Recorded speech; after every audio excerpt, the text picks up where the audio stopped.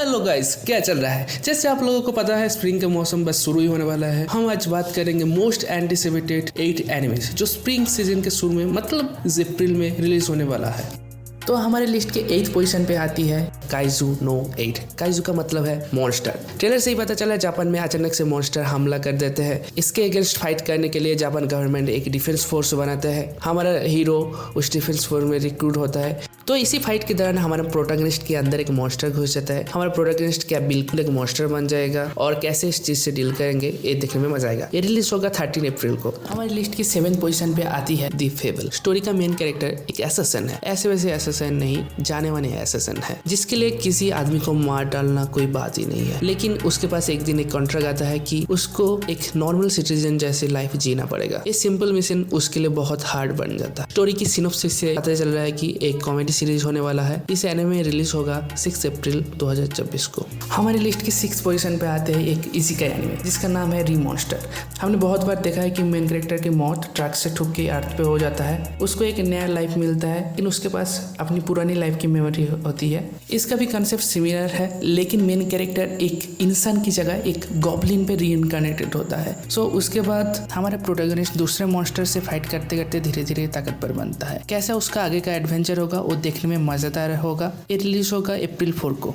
हमारी लिस्ट की 5th position पे आती है एक रोम-कॉम एनिमे जिसका नाम है एक कंडीशन कॉल लव, जिसमें दिखाई जाएगी हाथुरी नाम की एक लड़की जो हाई स्कूल में पढ़ती है। वो अपनी लाइफ नॉर्मल तरीके से बिताना पसंद करती है। वो प्यार मोहब्बत से बिल्कुल दूर रहती है। उसकी एक स्कूलमेट का ब्रेकअप हो जाती है। वो लड़का हाथुरी को डेट के लिए पूछती है और हाथुरी मान भी जाता है क्योंकि लड़के ने बहुत बार हाथुरी की बहुत तरीके से मदद किया है। तो इसमें दिखाई जाएगी कैसे धीरे धीरे हाथुरी और उस लड़के में फीलिंग्स डेवलप होती है। ये रिलीज होगा 4 अप्रैल को।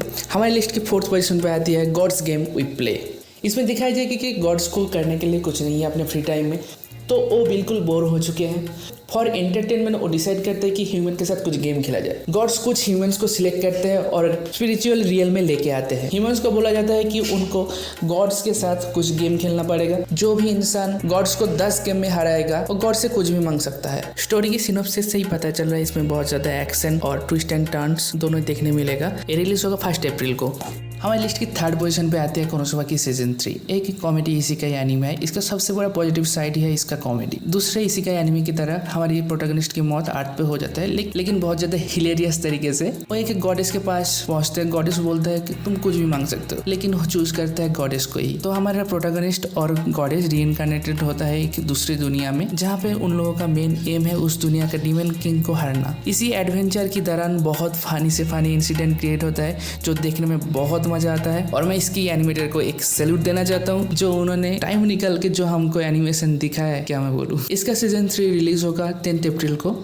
हमारी लिस्ट की 2nd पोजीशन पे आती है Mushoku Tensei jobless reincarnation season 2 part 2। ये मेरी one of the favourite isekai anime है। स्टोरी की सिनॉप्सिस कुछ ऐसी है। हमारे प्रोटैगनिस्ट की मौत अर्थ पे ट्रक से ठुक के हो जाती है। उसको एक रीइंकार्नेशन मिलते हैं एक दूसरी दुनिया में जहाँ मैजिक एग्जिस्ट करते हैं। प्रीवियस लाइफ की सारी मेमोरी भी उसके पास रहती है। अपनी प्रीवियस लाइफ की फेलियर से सीख के वो अपनी फ्रेंड बनाता है और लाइफ को नया तरीके से डिस्कवर करते हैं। लेकिन इसी दौरान एक डिजास्टर की वजह से वो अपनी पूरे फैमिली से सेपरेट हो जाता है। तो अपनी फैमिली को खोजने के लिए एक नया जर्नी पे वो निकल पड़ता है। इसका फर्स्ट सीजन गजब था। इसका 2nd सीजन का पार्ट 1 इसके वर्ल्ड बिल्डिंग में बहुत ज्यादा टाइम देता है। हमारा प्रोटैगनिस्ट कुछ ज्यादा पर्सनल प्रॉब्लम सॉल्व करने में टाइम देता है। इसका पार्ट 2 से बहुत ज्यादा एक्सपेक्टेशन है मेरी। रिलीज होगा 8 अप्रैल को।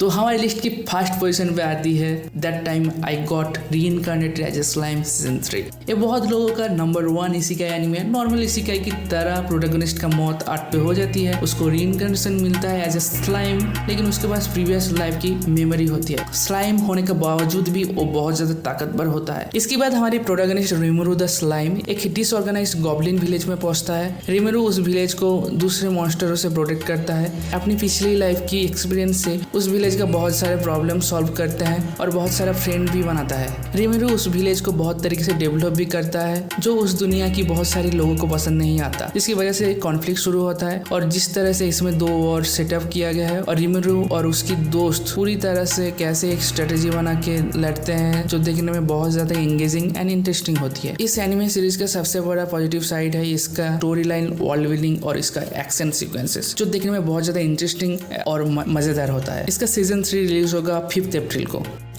तो इसी के साथ हम अपने वीडियो को यहीं पे रैप अप करते हैं। अच्छा लगा तो लाइक शेयर और सब्सक्राइब कर देना। तो गुड बाय।